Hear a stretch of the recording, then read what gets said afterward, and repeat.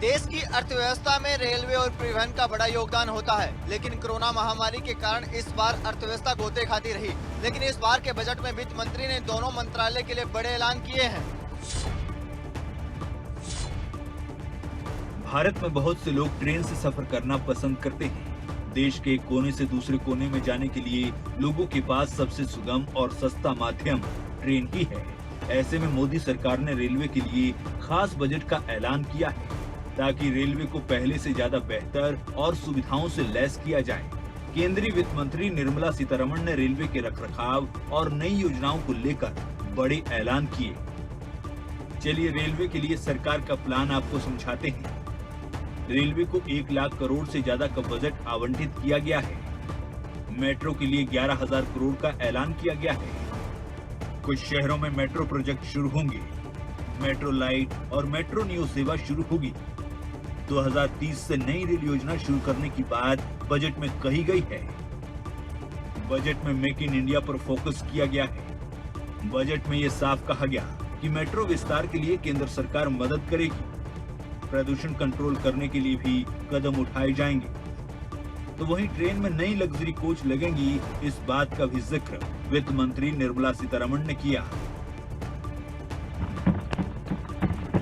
I am providing a record sum of 1,55 crores for railways, of which 1,07,100 crores is for capital expenditure only. Urban infrastructure.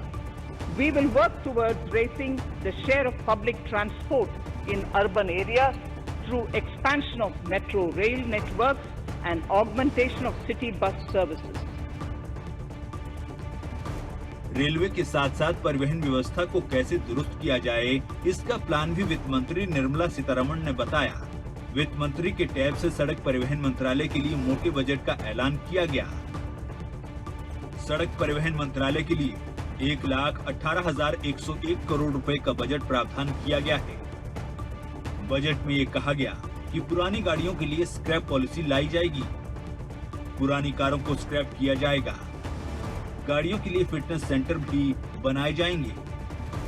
Budget में ये कहा गया कि निजी गाड़ियां 20 साल बाद सेंटर में जाएंगी। प्रदूषण नियंत्रण पर भी सरकार का पूरा जोर होगा। मार्च तक कुल 8,000 किलोमीटर का कॉन्ट्रैक्ट किया जाएगा। परिवहन मंत्रालय को 1,18,000 करोड़ आवंटित किए गए हैं। भारतमाला प्रोजेक्ट को आगे बढ़ाया जाएगा। बजट में कोलकाता सिलीगुड़ी रोड का रिपेयर वर्क भी शामिल है।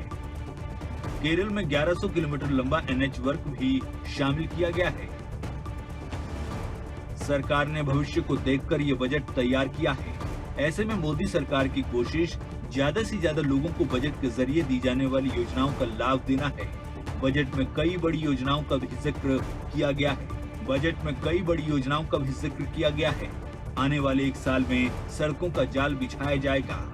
इसका भी बही खाता वित्त मंत्री ने पेश किया। बजट में किए गए ऐलान कब धरातल पे उतरेंगे, कब आम लोगों को फायदा मिलेगा, ये तो आने वाला वक्त ही बताएगा। लेकिन इन दोनों मंत्रालय के लिए वित्त मंत्री ने पूरा खजाना खोल दिया है।